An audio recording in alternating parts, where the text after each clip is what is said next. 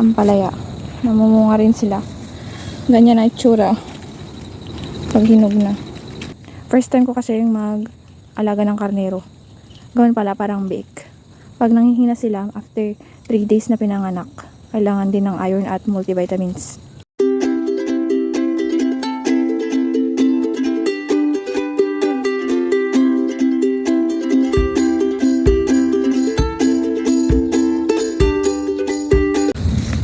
Ayan guys, linggo na naman. Tapos na naman ang 1 week. Hindi pa rin umaaraw. Kanina galing na pala ako dito. Pinakawalan ko na kanina. Tapos biglang bumuhos na naman yung ulan. Wait lang. Nakakainis na yung weather. Ayan, nakalinis na ako dyan kanina. Mga pups nila, mga tae nila. Lumabas na sila. Wala pang 1 minuto. Umulan na naman. Ayan. Pakawalan natin ulit sila kasi parang aaraw. Sana nga umaraw. Ayan. Tignan natin dito. Iwan na natin sila dyan. Pi! Ayan. Pi! Pi!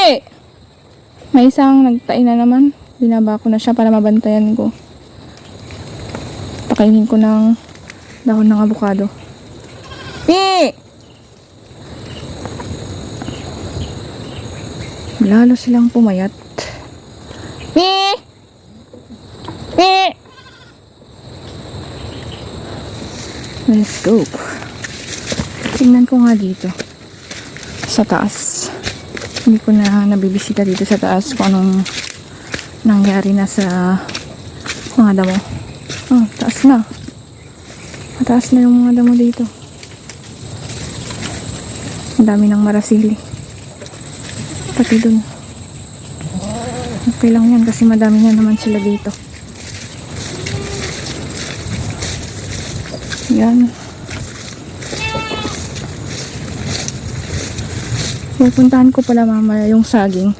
Kaya dito na ako dadaan. Madaming wild na ano ngayon. Ampalaya. Namumunga rin sila. Ganyan na itsura pag hinog na. Ito nung bata kami kinakain namin. Matamis. Hindi ko alam kung kinakain nyo rin to. Pero ako, noon, kinakain namin yan. Matamis yung ito. Ayan, sumunod sila sa akin. Dito naman sila punta para kumain. Yan. Sana umaraw na. Nakakagigil na tong panahon na to. Tong weather na to. Kawawa yung mga alaga. Wala na nga masyadong makain ng summer. Hindi pa sila as in na makakain ng madami ngayong tag-ulan. Kasi pag umulan, pag bumagyo, may bagyo, hindi rin sila pang matagalan na nandito sa labas kasi uulan at uulan. Babalik at babalik sila dyan sa bahay nila. Alam naman nila yung mga yan. Pero pag sobrang gutom talaga sila, kahit umuulan, andyan sila sa labas. Yun yung delikado. Umuulan tapos andyan sila sa labas. Kumakain. Yun. Nagtatay sila. Madaming bakterya yung ito, mga damo na kinakain nila. Sa pag-aalaga ko ng ito, ng kambing, pag maliit sila tapos tinamaan ng diarrhea pagtatay, mas mababa yung chance na makasurvive sila pag hindi naagapan agad. Unlike dun sa mga malalaki na. Mas matibay yung immune system nila kaysa dun sa mga maliliit pa lang. Ayan yung mga karnero. Hindi ko alam kung nakakuha yung mga yan. Kasi malaya na yung manador. Sana makakuha ulit sila. Magbuntis. Parang kambing din eh. Mga 4 months or 5 months. Nanganak na rin tong mga to.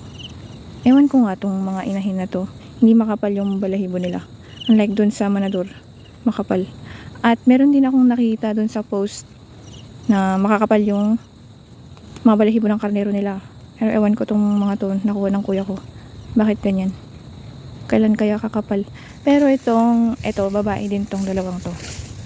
Dalawang babae, magkapatid sila. Makakapal yung balahibo nila. Ganyan yung kulay nila kasi yung mixture ng father nila, ganon. Black, brown. Tapos yung mama nila, ayun, pure white. As of now, wala pa tayong karnero na pure white din. Meron sana pero hindi sila nakasurvive. Yun yung kapatid ni Kulot. Yung nasa bahay na karnero. Dalawang white sana yun. Pero yun nga, hindi sila nakasurvive. First time ko kasi yung mag-alaga ng karnero. Gawin pala parang bake.